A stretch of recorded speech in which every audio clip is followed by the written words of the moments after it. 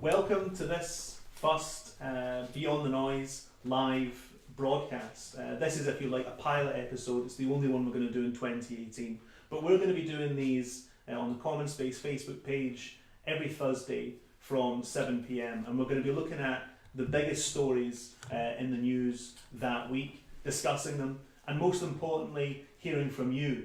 If you write underneath this Facebook live stream, I'll be able to read your questions and answer them on the big stories. If you like what you're hearing or enjoying the debate, please do share this video onto your Facebook page. Please like it, and most importantly of all, as I say, questions, comments, opinions, no matter how incendiary, more or less, and we'll just get on with the discussion. The first issue that we're talking about tonight is May's Brexit crisis. And I think the first thing to do in this discussion is to gauge just how extreme the Tory crisis has now become. May's government has been found in contempt of Parliament. She's faced a massive challenge from within her own party, from her own backbench Tory MPs. She can't put her Brexit bill before the UK Parliament. Now, as I'm sure you already know, if this were any of the opposition parties, if this were Jeremy Corbyn, if this were the SNP, if this were the Scottish Government administration in Holyrood, then there's no way this government would still be standing. And that's for a few reasons. Most importantly, of course, the media is full of complacent nonsense about how Theresa May is this soldier. She's soldiering on, she's fighting on to try and get some sort of pragmatic Brexit deal through. I mean, all of that is to say of Theresa May is that she's still there. Her strongest asset at this point is that she refuses to leave. That's no reason for any politician, obviously, to continue on. So if you oppose this government, if you oppose this government's Brexit deal, and of course most in the House of Commons now do oppose this Brexit deal for a variety of different reasons, the question becomes, for us, for the people watching this, for people in Scotland and for working class people all over the country, what do you do about that? What are we calling for right now? There are demands for a general election. That, for me, is just obvious. If you have a government in this much crisis, if you have a government whose key legislative issue they can't put through the House, all other policy matters, of course, by this point are basically suspended. When you have a government like that, it is absurd that there are not more widespread calls for a general election in this country. Barely a whiff of it in most of the mainstream media. Not very much of it, I have to say, from many opposition politicians. So, is the general election, is that demand for a general election now, is that the key slogan in this period if you oppose Theresa May's government? Or is it Scottish independence? Another, strangely, I would say, almost absent demand in this particular period. Lots of people saying, as the First Minister is, that this shows how chaotic the situation can become in a dysfunctional United Kingdom. And Scotland's tied into that in a way, for example, that Ireland is not tied into the United Kingdom. Incidentally, there's some nonsense said on this issue. I mean, it is of course absolutely true that Ireland's an independent nation state, and that gives it a certain international leverage that of course Scotland does not. But it's not all that long ago that the European Union imposed its own demands on the Irish state. But nonetheless, you do hear from the First Minister and from other Scottish politicians this idea that we wouldn't be in this chaotic situation if we had Scottish independence. And of course that's true. But that's not the same thing as concretely making the demand for Scottish independence. And we're not seeing that at this point. We're not seeing a thrust by SNP politicians to say, with this much chaos going on, with the government paralysed, with the government defective and dysfunctional, with the government unable to pass any Brexit measure, and with uncertainty in the markets, uncertainty in the country, why shouldn't we have the right to call for an independence referendum? Why not demand an independence referendum and throw that into the mix? There's a strange thing going on with this entire political crisis where most of the people, well, very many people on the left, are not viewing it as a crisis. They are viewing it as something to be resolved. That's their orientation on it. It's not, well, the Tories are on their arse. How do we press our advantage in this situation? It's ultimately when the Brexit boomerang comes up back to us, what are we going to do with it? I think that's a wrong way to look at this situation right now. I think the right way to look at it is to exploit the crisis of the Conservative Party, to throw more elements into the mix, to exert more pressure onto the Conservative Party and see what concessions we can get out of this. Because this really is the tail end of the Thatcherism project. The alliance within the Conservative Party, which has held good these last few decades and has allowed the Conservative Party to dominate politics in this country, move the Labour Party to the right, and foist its policies on the working class across the UK. That situation is really the deepest crisis that most of the people watching this will ever have seen in their lifetimes. Is our answer to that situation, how do we resolve the crisis? How do we help the Conservative Party out of this terrible situation they've gotten into? Or is it we push home the advantage, we push forward with our own demands? I've got a couple of questions right from the off. One from my former boss, Angela Haggerty. Hi Angela, how's it going? Do you think it's realistic that the DUP will bring the government down if there's no change on the backstop? They don't want the backstop, they don't want Corbyn-McDonnell government, so what will they do? I mean, I think that's one of very many interesting questions, and it's frankly not one that I have an answer to, but there you go, there's another one of the angles of this situation, because Angela's absolutely right. On the one hand, the DUP actually want Brexit to work. Their position, by the way, is one of the most bizarre in British politics, because here you have a political force. The DUP, as perhaps Angela will know, their original orientation on the European Union is that, as far as Ian Paisley, Senior, that is, the Rev Ian Paisley was concerned, the European Union was a papist plot to reconquer Europe for the Vatican and all this kind of stuff. That would sound like a ludicrous sort of ideologisation of a real political situation, were it not for the fact that it's the DUP and their whole view of the world is made up of nonsense like this. But the DUP still support Brexit as a kind of legacy position and as part of their general package of reactionary politics and reactionary positioning. And yet, there's no obvious way, hard Brexit or soft Brexit, in which Brexit will not throw the Northern Irish state into a very profound crisis. Northern Ireland's another very interesting situation here, because what the Brexit crisis has shown up is the extent to which Northern Ireland is a deeply dysfunctional state or element of the UK state. And again, you have many people in the commentariat on the broad left arguing that Brexit is a calamitous situation because look at the dangerous position that it's put Northern Ireland into. Again, that's a perfectly feasible thing to say. It is true, it is reckless, it is dangerous. But then Northern Ireland is already completely democratically dysfunctional, and Brexit has only made that situation worse. What you've had since Good Friday in Northern Ireland is a politics based around communitarian divisions holding over from the civil war there, and no serious attempt to come to terms, to just terms with the situation in Northern Ireland. So Brexit hasn't created this situation, it's only forced out the very many contradictions which already existed in the British state and British society. I'm going to try and take a couple more questions.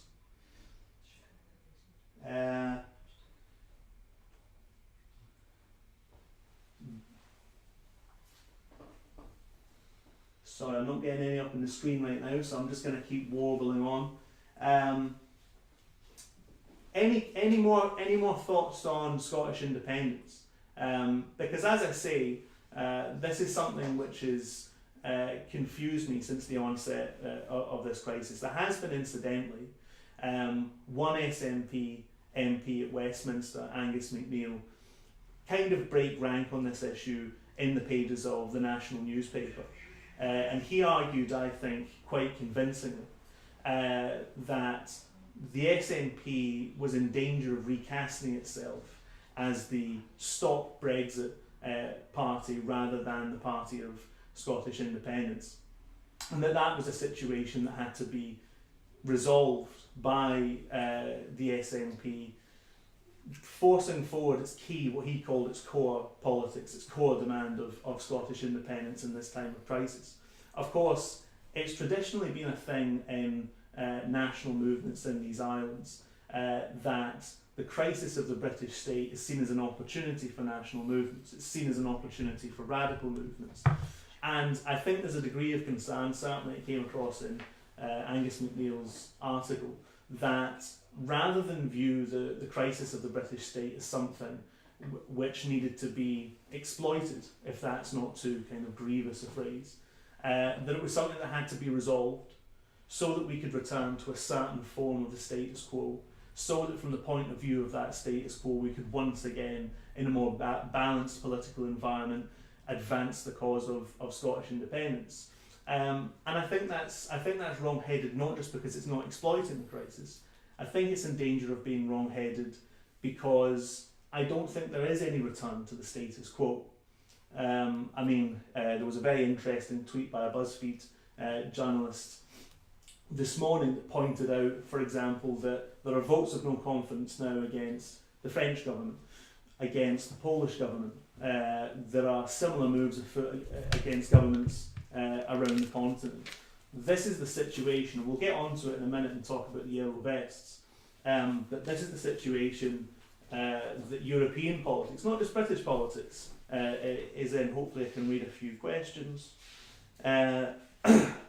Tommy McMahon says, isn't the SNP joining with Supri, the Blairites et al., just better to get them up to saving the British state by allying with the Tories? Thanks for that controversial point there, Tommy. There's a certain logic in that argument, because what the people's vote, which is this idea campaign for a second vote on the European Union, it's made up essentially of the same forces. It's made up essentially of the dominant forces on the centre of the Labour Party, in the centre of the Conservative Party. It's backed by big money, similar money that backs the Better Together campaign. And there's the same essential logic in its politics, that, yeah, there are a few problems with the status quo, but that the status quo, or some slightly reformed version of it, is massively preferable to the unknown future, whether it be Brexit or Scottish independence. And this potentially creates a very dangerous dynamic for those of us who support Scottish independence, because many of the arguments that have been deployed now about the European Union are exactly the same ones that we faced in the independence movement back in 2014. So, for example, these projections about the fall in GDP should we get a no deal or a hard Brexit or whatever, very similar, of course, tactic. The Brexiteers during the 2016 referendum famously called it Project Fear Mark 2. Now, the point is not here that no constitutional change is ever going to cause disruption in the economy. Of course it's the case that constitutional changes can cause disruption in the economy.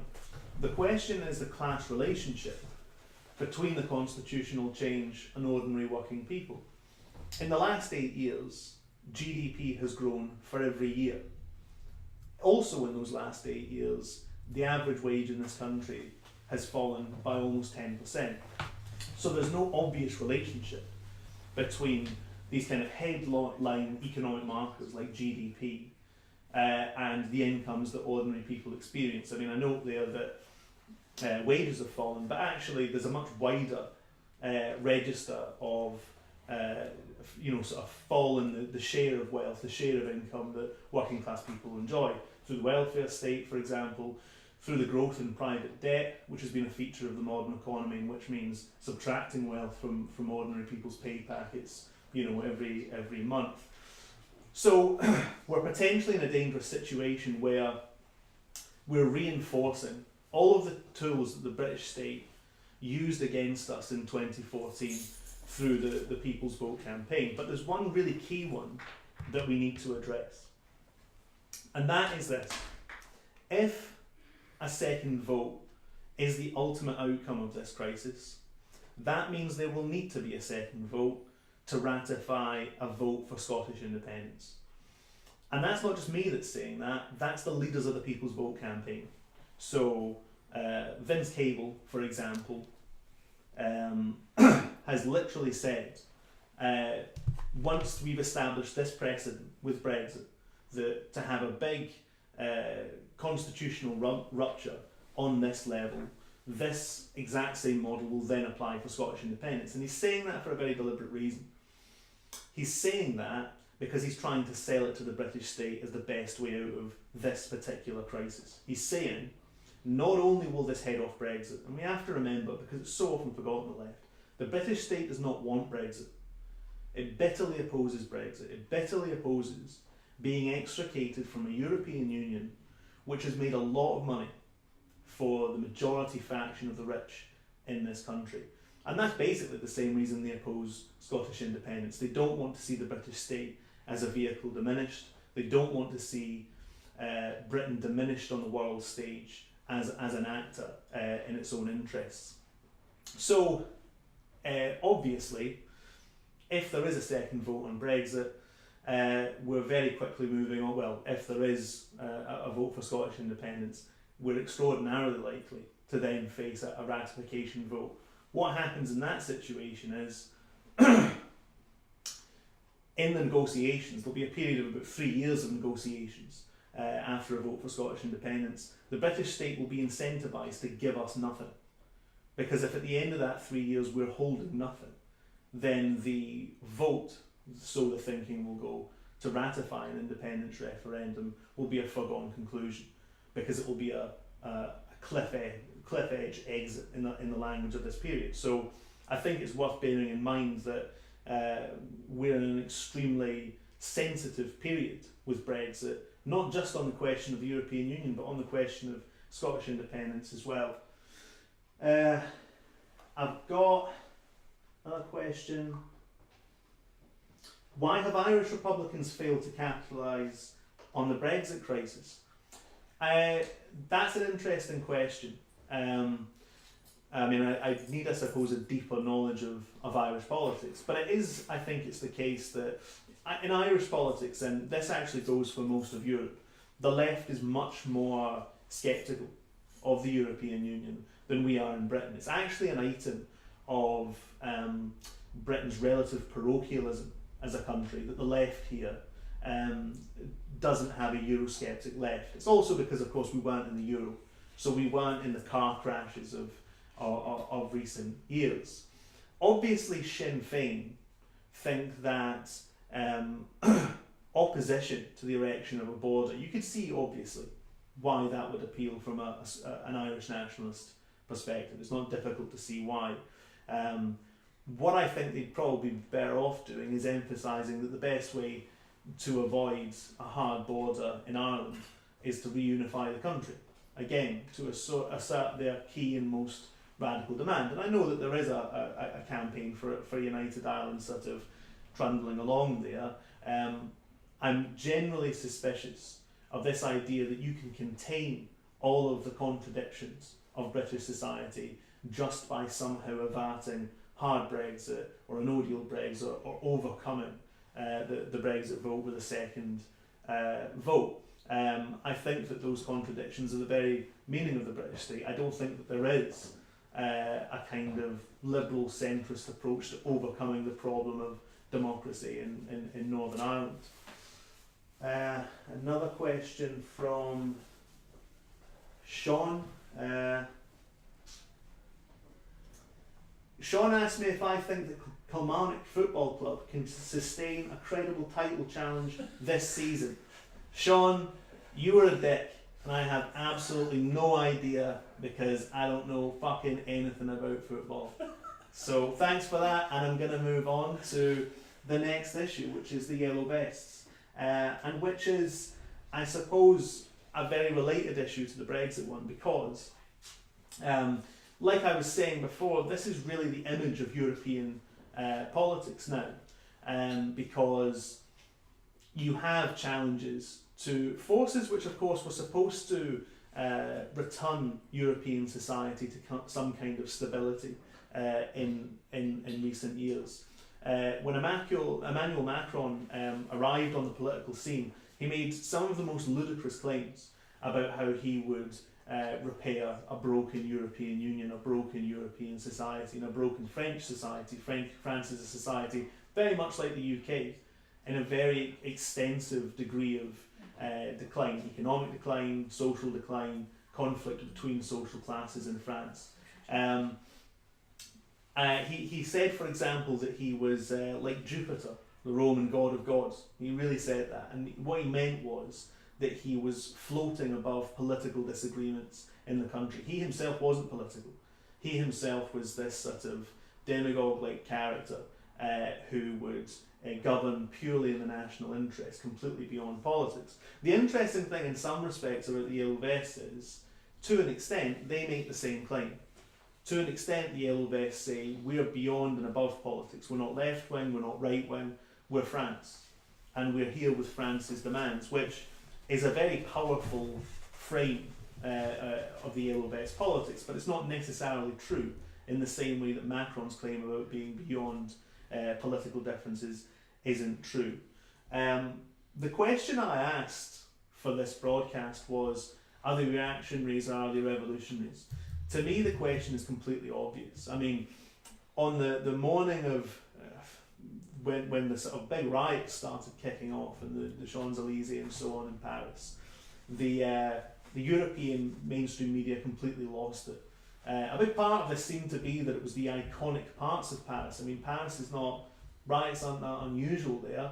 They're just usually in the working class neighbourhoods. They're usually in the black neighbourhoods. It's usually riots destroying those neighbourhoods, and that's somehow less vulgar than rioters busting into central Paris and destroying things.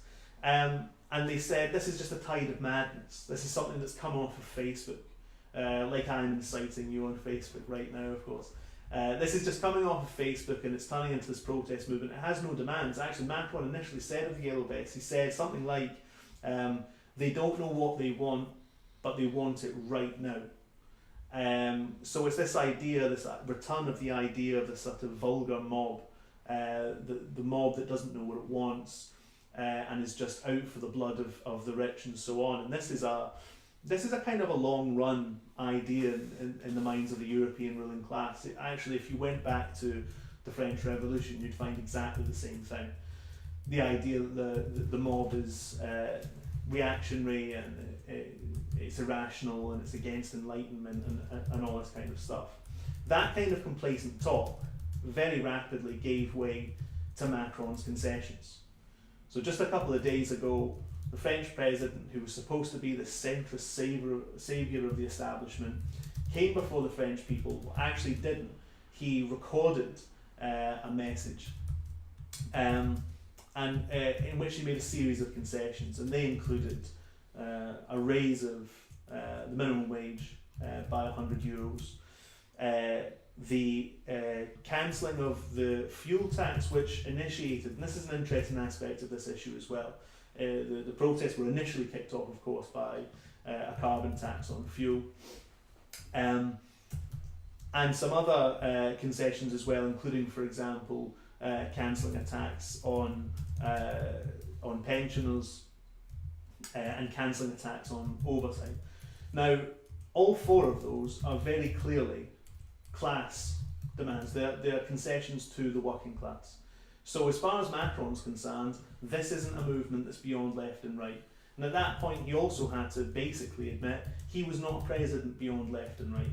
This was very classically a working class and, as it happens, lower middle class French movement coming up against an extremely wealthy representative of the wealthy classes in French society. Actually, one of the biggest slogans of the movement in France has been that Macron is the president of the rich. That's how they're referring to him. So the idea that this movement is beyond left and right, that this movement is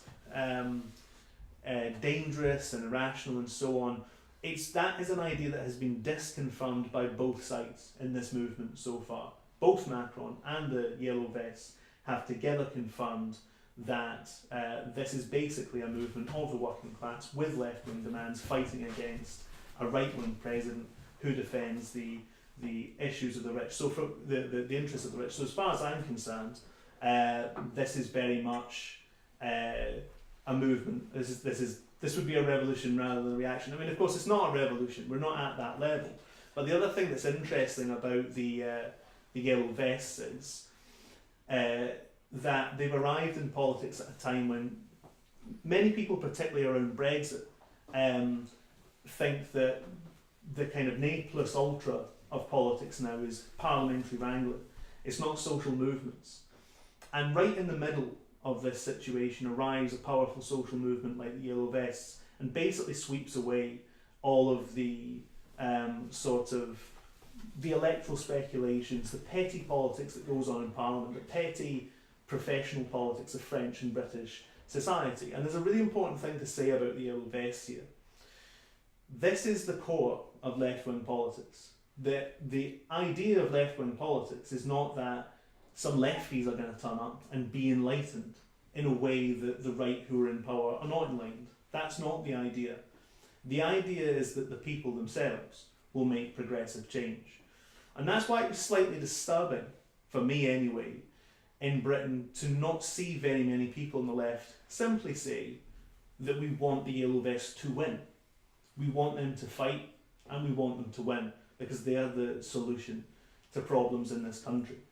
And instead you have people sort of saying, well, if this or that enlightened policy were put forward, this would solve the problem. And much like Brexit, I don't think we're in the business of solving the problems at this point. And I think we're in the business of thinking that the solutions to problems like poverty, the solution to problems like austerity, the solutions to problems like political corruption are mass mobilisations and mass movements. I'm just going to see if I can get up any more questions. I'm having a couple of technical issues. No, I can't. Are the Yellow Vests another symptom of what some identify as the death of centrism, if such a thing is happening? If so, what do you think could rise out of that death?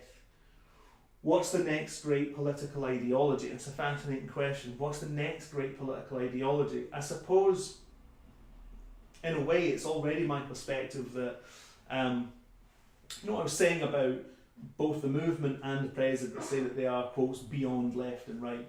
I don't think there is a beyond left and right. I think there's a beyond left and right in terms of the kind of most narrow understanding of what left and right means in politics. Left and right, as we see on TV and in parliaments and so on, typically, not always, but usually the differences between politicians, and for most of the time that I've been growing up at least, the differences are extremely slight. But if you think that left and right is the difference all the way from, on the right of politics you have authoritarianism, you have hierarchy, you have a strong state, a strong business class, and on the left you have an egalitarian impulse, a democratic impulse, and so on, and that's a broad spectrum. But I don't think things really do escape that paradigm.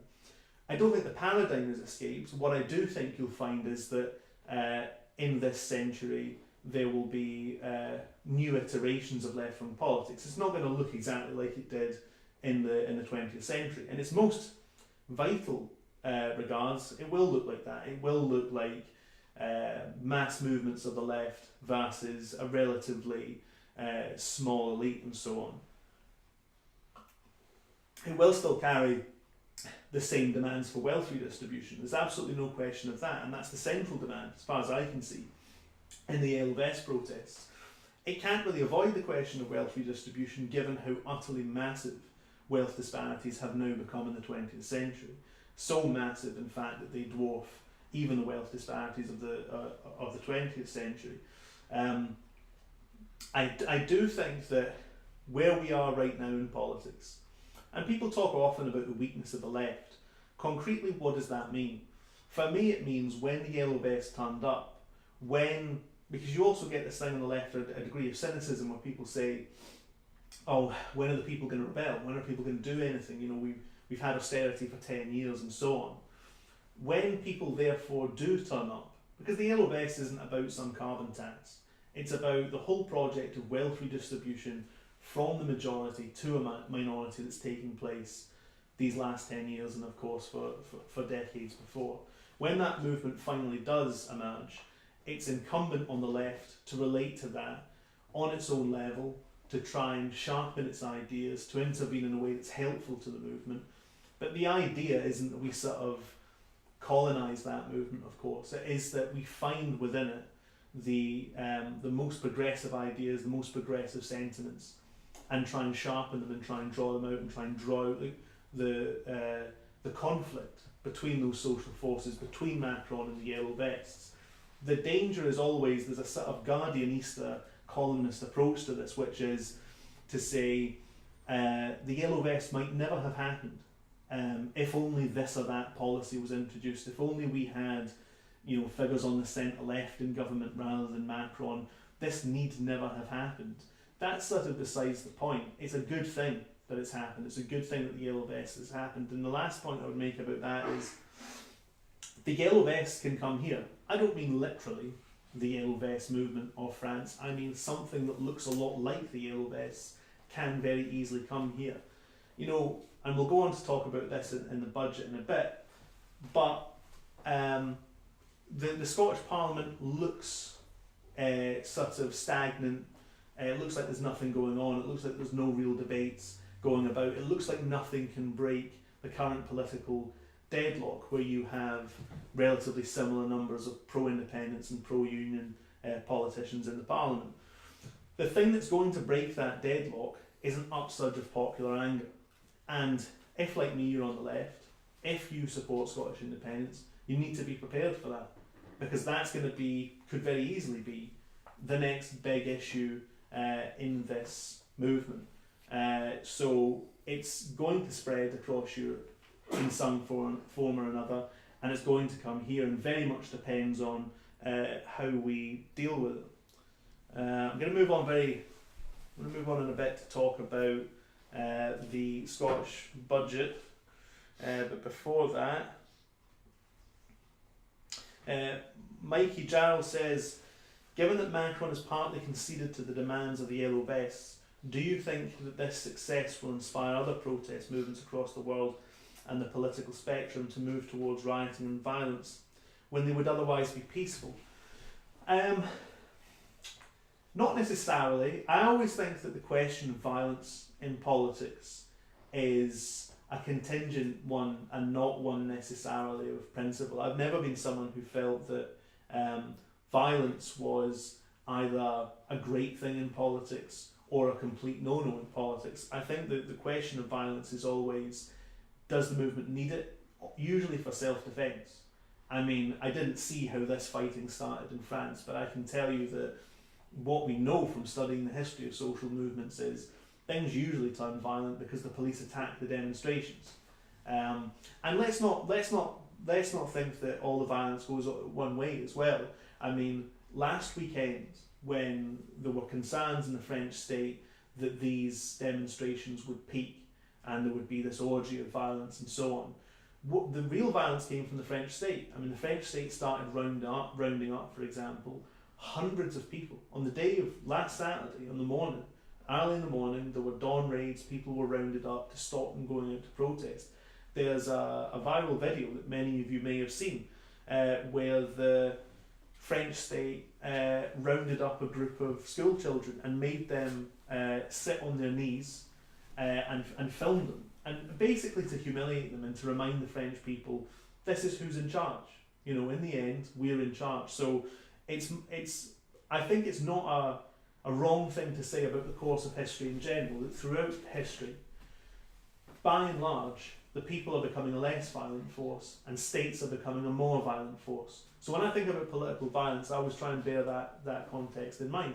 It may be the case, it's very often the case, by the way, that lots of victories are won by mass movements with the use of little or no violence.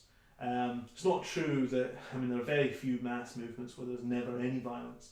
But of course it's true that, you know, the civil rights movement in America was very successful, particularly in putting forward its demands and creating a kind of nationally highlighting its demands. There are, of course, cases where pacifism as a political tactic, not as a principle, but as a tactic, though it was in the civil rights movement, but as a tactic can be very effective. There are certain circumstances, for example, where you have mass participation, where undoubtedly violence from a protest movement is going to be effective. The question is always one of context. The question is always one of where you're at. It's always a question of, as has been the case with other mass movements in Europe recently, for example in Catalonia, the police attacked those people for casting a ballot. There's a certain point at which, you know, people are just putting bits of paper into boxes and they're getting their heads kicked in. It doesn't make a lot of sense after a certain point to just keep getting your head kicked in, though in much of the video I saw from that movement there was a huge amount of self-discipline. So that I think is the sort of the picture in general. Any other questions?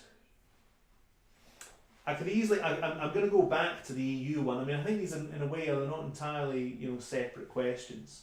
But Tommy McMartin again says, is the EU project the formation of a new nation state and the enthusiasm of the centrist neoliberals and emerging nationalism? Kind of a theoretical, theoretical question here. No, I don't think it is. I don't think that's how nation states work. I mean, what you do have with the European Union, and this is something that's so often forgot about the EU, is it is a project itself of powerful nation states, and it represents powerful nation state interests. When the European Union was founded, it was an alliance between France and Germany. As the project has progressed, this is actually, France has gotten weaker and Germany's only gotten more powerful. So when you have a situation like Catalonia, for example, the reason why the EU stood by the Spanish state as it cracked down on Catalonia was that the European Union needs to be something that seemed to defend the dominant nationalisms of the European Union project itself. So, like I say, it's more a project of nationalisms. It's more a project of supporting the powerful nationalisms that make up the core of the European project against insurgent nationalisms like the Catalan nationalism, like Scottish independence. I mean, this is still an issue we haven't really come to terms with. I think that there's probably an overread feeling in Scotland that, you know, the rest of the UK has made such an embarrassment of itself during the Brexit debacle that therefore they'll sort of welcome us in with open arms. The problem is that even if Britain leaves the EU as a project, it is in a sense one of the main nationalisms of the project if it were to leave under May's deal, because the EU would still see its main interest as being in dragging the United Kingdom back into deeper alignment with the EU. And under those circumstances, they wouldn't want to cause any problems for the UK by, for example, aligning with the idea of an independent Scottish nation state as a member of the European Union. I'm gonna move on now to the Scottish budget. I'll be quite brief on it because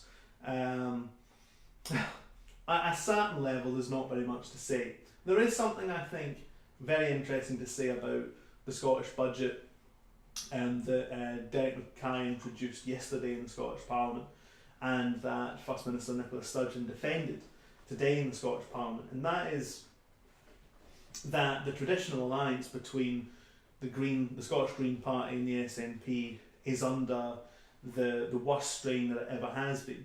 And that is over the question of course, council tax, one of the policy issues in Scottish society which has haunted the kind of post-devolution Scottish Parliament. The Scottish Greens have continue to demand that it's replaced with a more progressive form of local taxation, perhaps based on land, for example.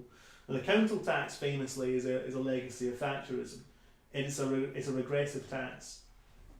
It doesn't salve the finances of local government in Scotland. And the Greens have been saying for years that, you know, ultimately their patience is going to run out, given that the Scottish government has seemed disinterested in arriving at a concrete replacement for council tax. And as it happens, I mean, as I understand today from what Nicola Sturgeon said, the SNP and the Greens are once again in talks over that very policy matter.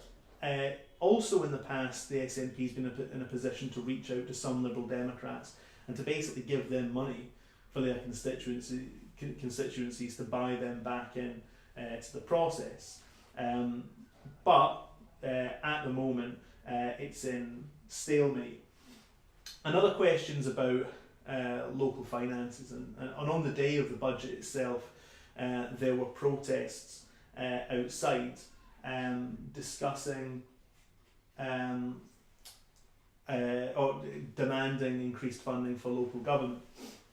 Now, the Scottish Government claims that it has increased funding for local government.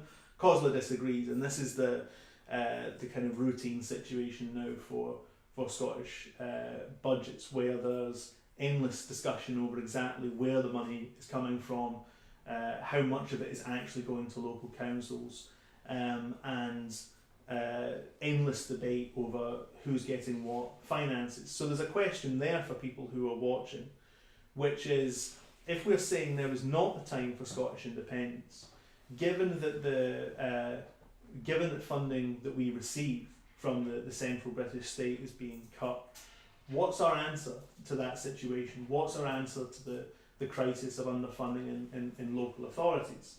I would say that there are things that the Scottish Government could do, and I'd say it's vitally important if, for example, you're an independent supporter, that the Scottish Government can be seen to be on the side of people in a way that Westminster isn't, or less dysfunctional, even if we just reduce it to that, than Westminster is. There are ways, of course, that can be done.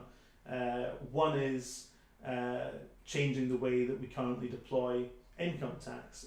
Debates about this again in the Scottish Parliament. There were debates about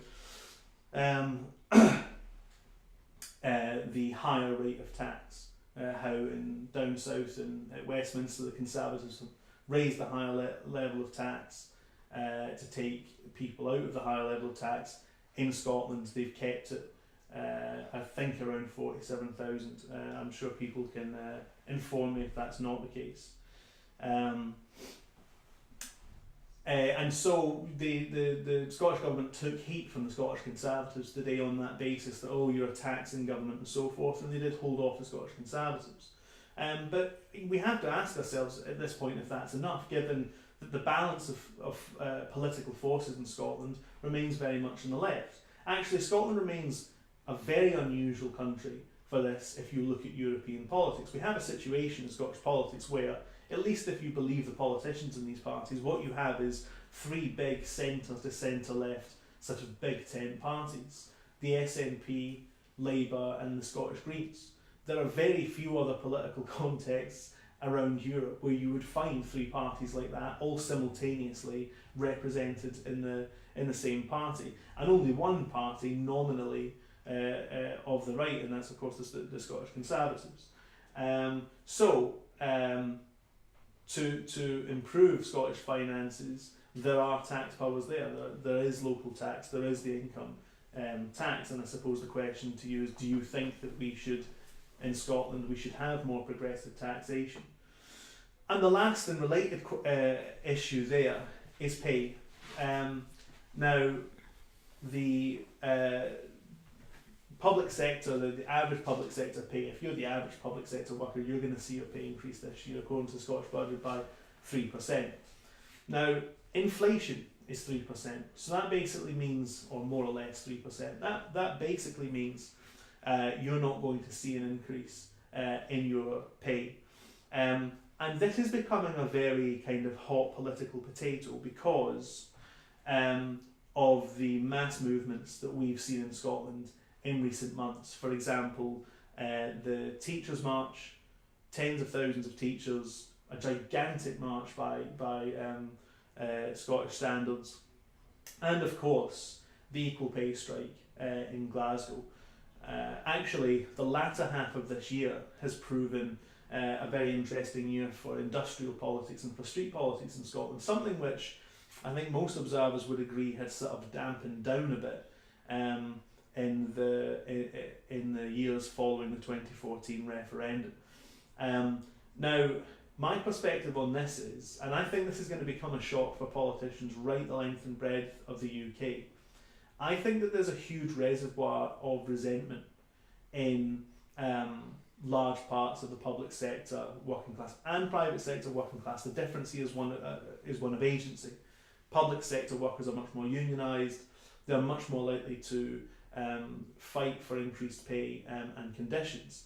I think there's almost a feeling of complacency amongst politicians, amongst the rich who designed the austerity programme, that basically the worst of austerity has been seen and we basically got through it without a major rebellion. I'm starting to wonder, and I'd like to hear people's thoughts on this, if that rebellion basically comes once people start to grow in confidence because they feel they've got money coming to them. And certainly when I was speaking to striking workers, when I've been speaking to demonstrating workers, that's precisely what they're saying to me. They're saying, we are now in a position where we need to repair what we've lost. We need to make back the money that we've lost this last decade, and it is a huge amount of money. I mean, again, the average wage fell 10.5% over the last 10 years, and wages are only just starting to recover in some parts of the economy now. What made up for that loss in pay was the enormous growth in credit card bills, basically, the enormous growth in private debt. In fact, austerity as a total social process looks like this. It's the transference of national debt, of state debt, into private hands, it's unloading the national debt onto the working class. So we could very easily be looking at, hot spring, hot summer, hot autumn next year, when workers decide that they have to come back for the money that they have lost these last few years. Grant Butler says, if the SNP do need to rely on non-indie support to get the budget through, what are the implications for indie? I'm not sure that there are very many immediate implications. I'm not entirely sure what that would do to the relationship, for example, between the Greens and the SNP. I imagine, for example, in the event of another independence referendum, that could be relatively quickly repaired.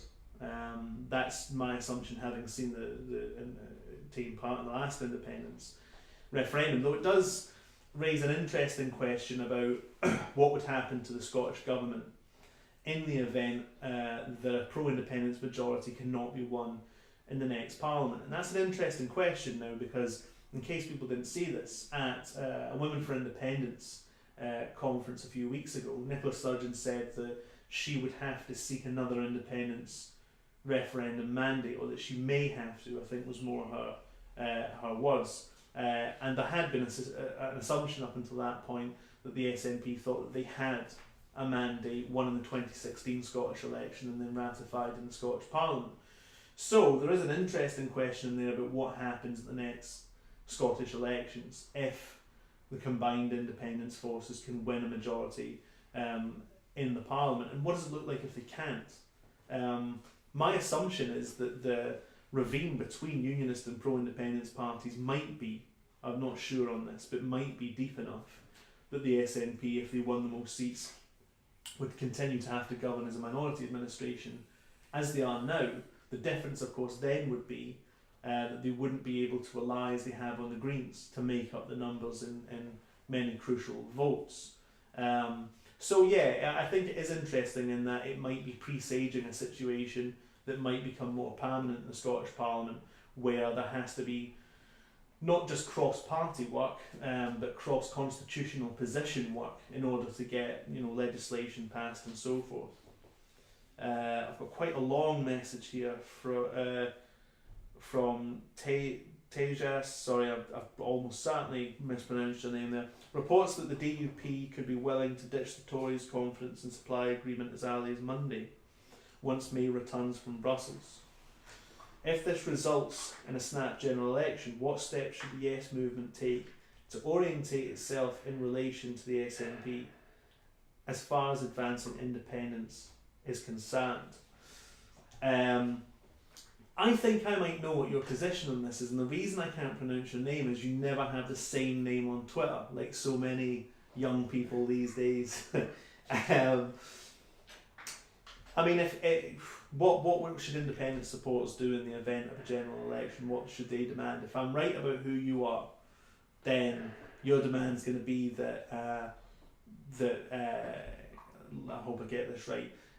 In a general election, the Article 30 should be the main position that the SNP go into that general election on. It should be a kind of independence election from the point of view of the SNP. Any agreement to join a coalition with the Labour Party would need to have a commitment to the right for Scotland to hold a referendum on independence in it, given the current deadlock that we have. Or, and I've seen a few people now say this, that we should withdraw any nationalist MPs from Westminster in the way that Sinn Féin do. It's an interesting one because I'll be honest, I've had more than one SNP parliamentarian say to me that they don't know why we have MPs, that save the odd stunt here or there, save the odd speech from Mary Black, we don't really know what we're doing down there, and it's not buying us a lot of political leverage being in the Westminster Parliament at all. So there might be something in that. I don't know. I don't necessarily see that coming from the current political juncture. So, I mean, there'll be different views on this. There'll be different views depending on whether you think that the break point that's coming in Scottish and British politics is something like another independence movement, or whether you perhaps place more faith in the Corbyn project to enact radical policies and to arrive at a conflict with the British state on that basis. And then the third issue there, of course, is if there were a general election now, and I always think this is a bit unfair, Jeremy Corbyn would obviously be handed the poison chalice of trying to get a Brexit deal through a parliament that is basically pro-Remain. So it's a question of what you think the coming together of different crisis elements are in this crisis as a whole. And my general kind of feeling is, I think I can only really speak in generalities at this point, which is that I kind of agree with that Angus MacNeil article, that I don't know why Scottish independence isn't being weaponised as an issue.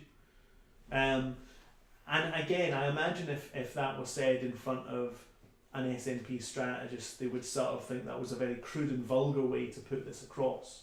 That what independence is about convincing a kind of illusory middle Scotland that we can have a land of kind of social peace that you can't now have in the UK because the UK is in a state of dysfunction and crisis. We can supplant that old UK with a new independent Scotland with European Union membership or something like that, and we can get on with life as before. And I really don't think that's the case. And I really think there's no way to achieve Scottish independence unless it's a rupture. I don't think there's a way to achieve Scottish independence unless it's essentially an anti-establishment movement. I don't just think that's true of Scottish independence either. I think that's true of basically every major political force in this country, outside of the governing centre anyway. Brexit could only have been won as an insurgent movement. I mean, that campaign was obviously pretty hellish in many regards, but it only worked because of its aggression, because it was emerging sort of insurgent forces.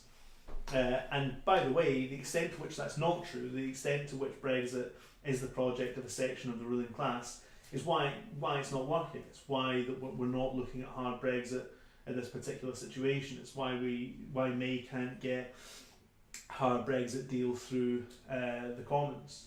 Corbynism's not going to work unless it's an insurgency, and this is one of my main worries about the Corbyn project at the moment.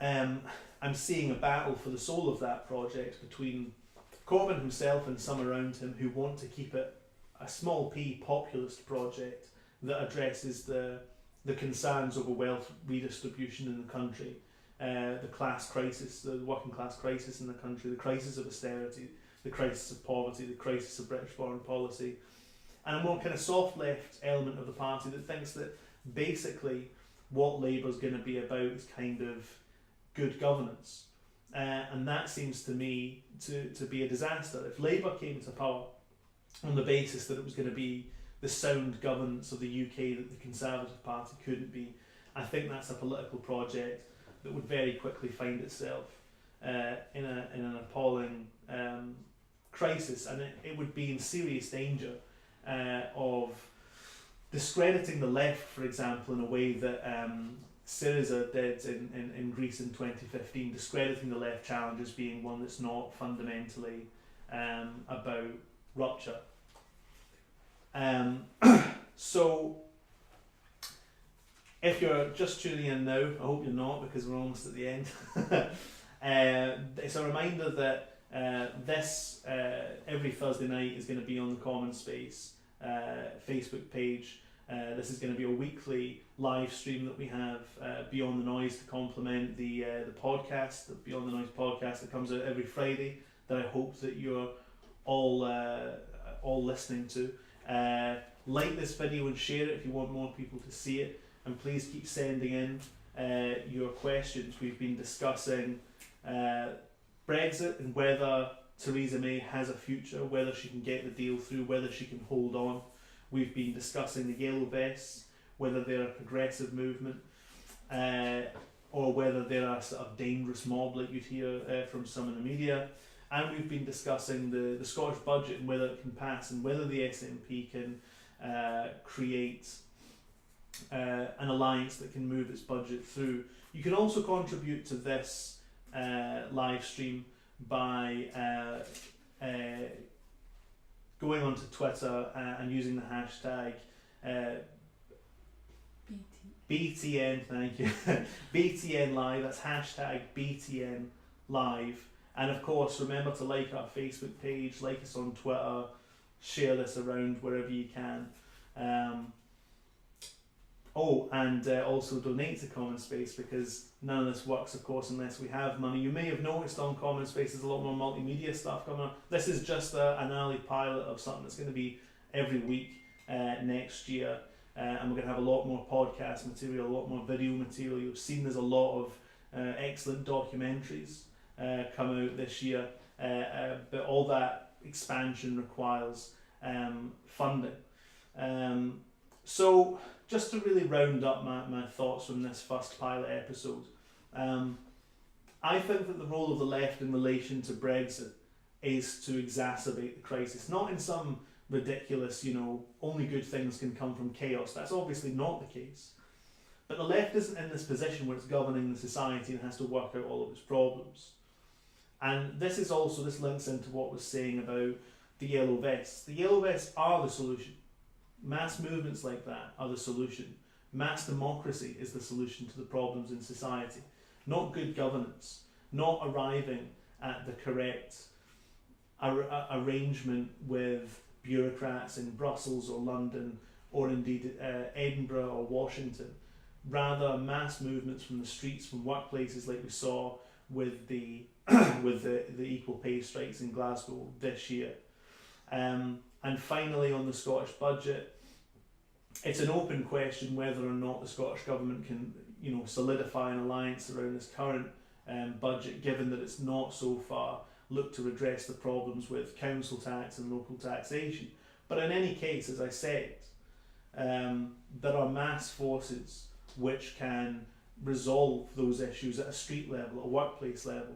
And with pay in Scotland in the public sector, the average rate of pay only increasing by 3%, we're not seeing the release of those tensions in Scottish society over low pay, over austerity, with groups of workers looking to repair their bank balances, recoup some of the losses they've made over the last 10 years when there's been such a massive fall in the wealth that ordinary people have. And so I suppose that's the idea that links together those three issues. It's about mass politics, and 2019 I think is very much going to be about mass politics, and about mass politics kind of challenging the stagnation of centre politics, of parliamentary politics. Let me just see if I can squeeze in one last question here from Lorna Forsyth. What are your views on devolving local responsibilities to local people requiring volunteering at this time of austerity? A very complex question to have right at the very end of this broadcast. I worry that local volunteer efforts are sometimes used to plug the gaps created by austerity. That's why you hear, and it's worth bringing up because you did, for example, Scottish Conservative politicians posing outside food banks as though that's a good thing, as though it's a good thing that there are now food banks the length and breadth of this country because of Conservative austerity policies. Now, of course, it's a very good thing that people want to man food banks and help out their fellow citizens, but I don't think that it's a solution that mass public solidarity can be. I don't think that it's good that we require those things when there's a period of austerity like we've seen over the last few years. So, it's been a long hour. I hope you've managed to hold all the way through it. I think a few people have been watching you, and I hope you've enjoyed it, because as I say, this is going to be coming out every Thursday 7 p.m. next year, and I invite you one last time to like the Common Space Facebook page. You won't just get this, you'll get all our articles and podcasts and everything we're putting out next year, and I hope to speak to you again next year.